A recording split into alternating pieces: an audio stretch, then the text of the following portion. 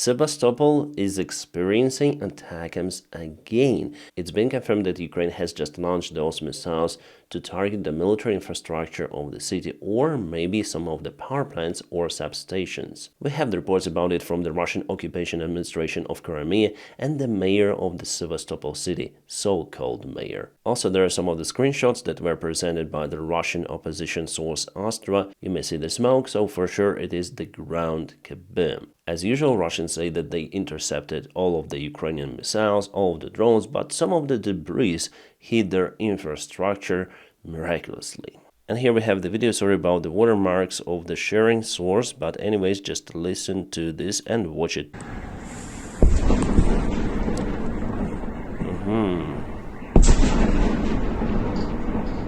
So we can see that Russia is definitely launching some of the air defense missiles to target Ukrainian missiles. What infrastructure was targeted in particular, yet we are out of clue because this information is very fresh. It has happened just right now while I'm recording the video, so maybe with my next video we'll see more of the details. By the way, my friends, hello and welcome. My name is Dennis and this is the latest update from Ukraine. Also, we see that the local substation of Novorossiysk again was targeted during the daytime. There were no any air sirens, but locals reported a drone strike. Also, one more kaboom was reported in Krasnodar, Russian Federation. It means that every day or every night Ukraine launches the attacks on the Russian Federation territory or on the occupied territory of Ukraine before only Russia might allow to do it.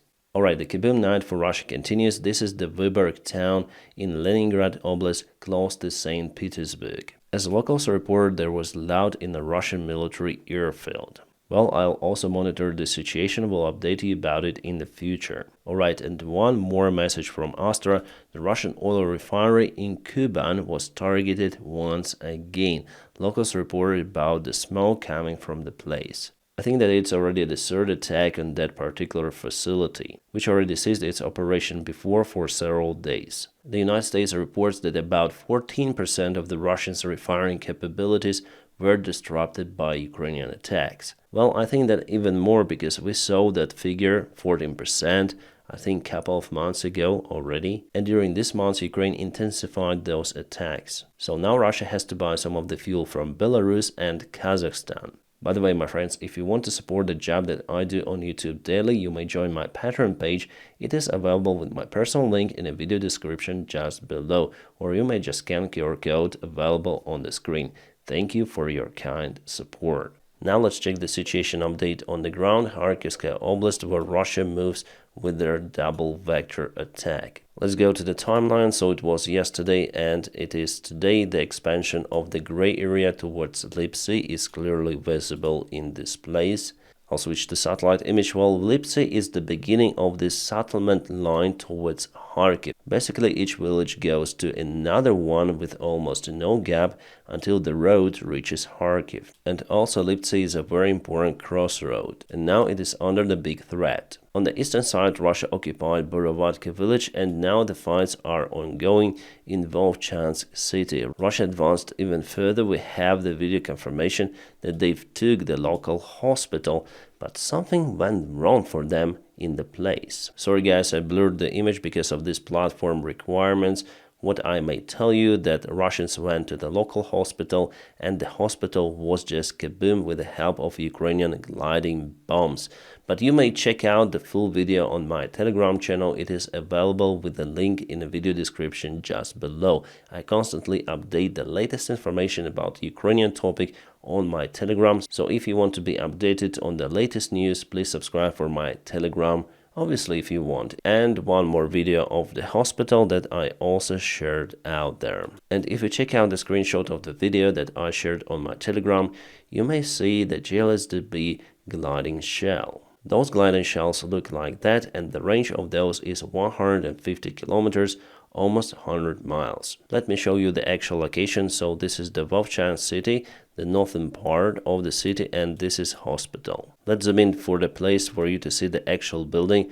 My friends, this hospital is not working. All the patients and personnel were evacuated well before, but it also says that Russians are very close to cross the river of Volcha. Hopefully Ukraine already caputed the bridge across it. So Russia advanced further than this red area for sure, but it's colored in gray because Russia is unable to secure their positions in northern part of Volchansk. If we check out the 3D map, it will show us more details, and definitely I would say that it is more correct, and you may say that Russia occupied the vast part of the northern side of Volchansk. But as I say to you, here in the hospital building they were absolutely demolished. Also here the 3D map shows actual picture near Lipsy. You can see the terrain in the place, and Russia takes the high ground, so potentially it would be easier for them to go down to the Lipsy settlement. But in general, the Russian offensive on Kharkiv is not successful as they thought at first. Ukraine is capable to fight back with lots of the drones and artillery. Also, our forces are trying to counterattack in many of the directions,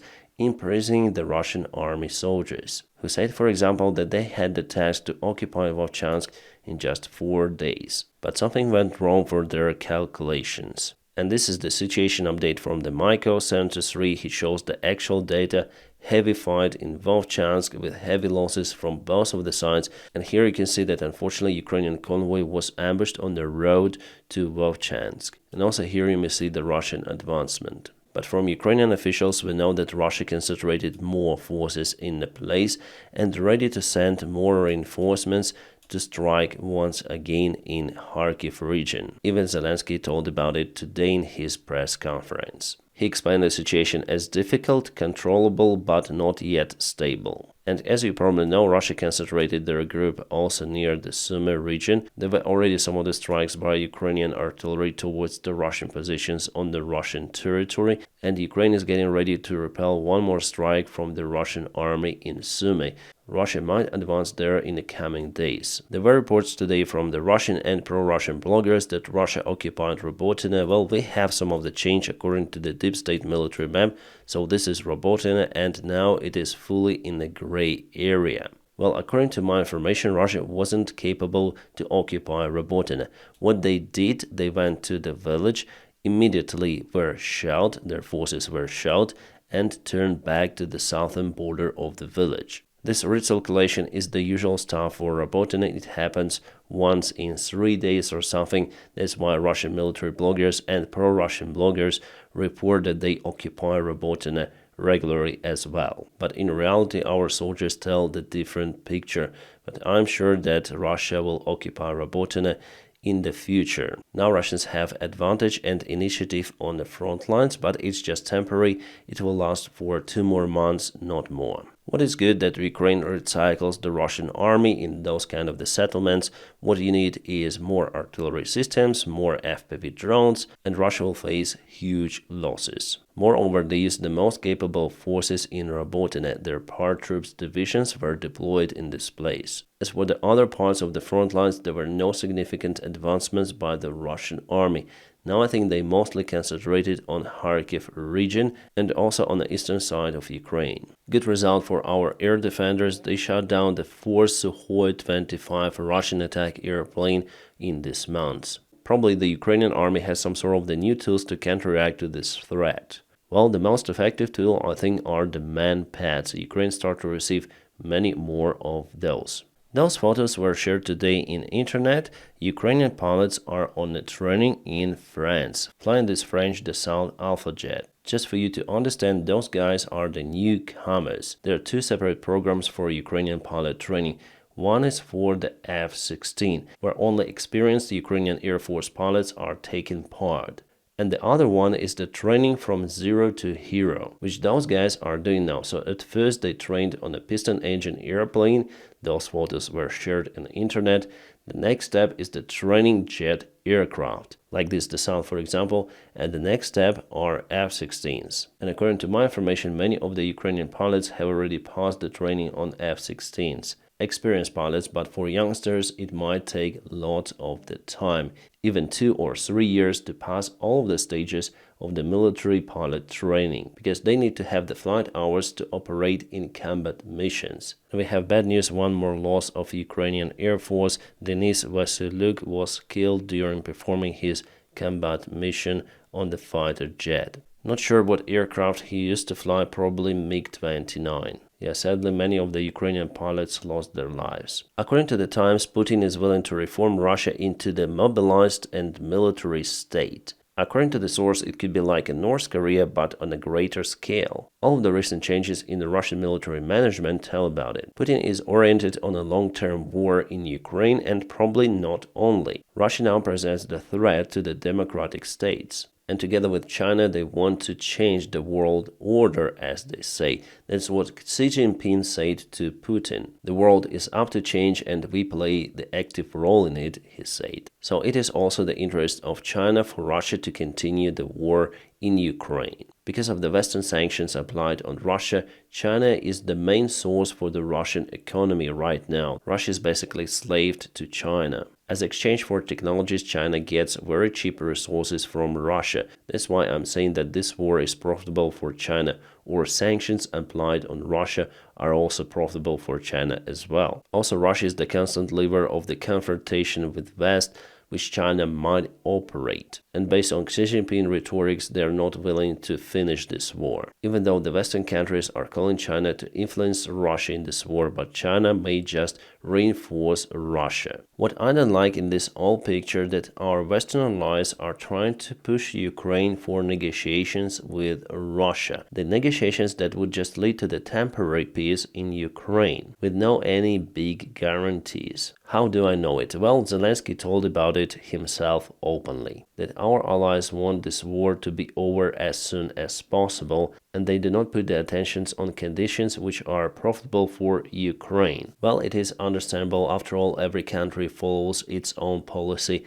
in its own favor. Also, we have the similar signals from the world media sources that definitely allies are pushing Zelensky and the Ukrainian government for negotiations. At the same time, I don't see any signs that Russia is willing now to negotiate. Well, maybe they want to negotiate if Ukraine agrees to give them Crimea and all of the parts of the territories which they put in their constitution. But even after that, Russia will strike Ukraine once again. For me, it's absolutely clear. So if Ukraine, under pressure of our allies, will give up its territories in favor of Russia, it will be a big strategic mistake done by our allies. Because if the deal is signed, Ukraine for sure will be occupied after some time. Or in the best case scenario, Russia will put their puppet government in charge of Ukraine. In that way, Russia will expand its influence. And after all, Russia will understand that they can play those games with Western countries, which mainly doesn't want to escalate, as we see. So Russia will continue to expand their influence even more, threatening other neighboring countries like Poland, Latvia, Lithuania, Estonia, and the ex-Soviet countries in Caucasus and Central Asia. If Russia is successful in Ukraine, they will not stop. The only possible strategy for Ukraine to cope with Russia is to maintain Ukraine militarily and also apply very strict sanctions on Russia and all of the companies which continue to trade with Russia. Yes, now the Russian economy suffers, but it's just little compared to what it should be. As Zelensky says, we are now in nonsense situation, then our allies doesn't want Ukraine to lose, and also they doesn't want Russia to lose too. Because they are afraid of the circumstances if somehow Russian regime and Russia itself as the country would start to disintegrate and finally collapse into many of the states. So this year and the next one, we'll see many more signs then Ukraine will be pushed for some sort of the agreements with Russia. Honestly, guys, I would like to negotiate because we lose lots of the army men, we lose lots of the civilians, we lose our villages, our towns and cities. But any peace deal without robust security guarantees is just the extension of the bigger war. And as for me, the only robust security guarantee for Ukraine is to enter NATO. Now Ukraine signs the security agreements with some of the countries, but those are not robust. Those are mainly declarations which are not obligatory to execute by any sort of the side. You may compare those security guarantees to infamous memorandum which Ukraine had signed, giving up all of the nukes. So in general, Ukraine is in a difficult situation. And yeah, there was a boxing match, probably you understood who won it. Yeah, definitely Ukraine has a good boxing school. Well, Usyk deserves it. He is now undisputable heavyweight world champion. And I would say that he is more technical compared to Klitschko, for example. He is more active and yeah, it plays a great role. even against huge competitors like Fury. And they already say that there will be a rematch this autumn. Usyk represents Ukraine, but first of all, it is his own personal victory. So my congratulations to Usyk. I'm Phil, I'm very Phil. My friends, don't forget to press your huge like to this video. By doing so, you help me a lot. And as usual, I wish you all a peaceful sky wherever you are, and have a great time.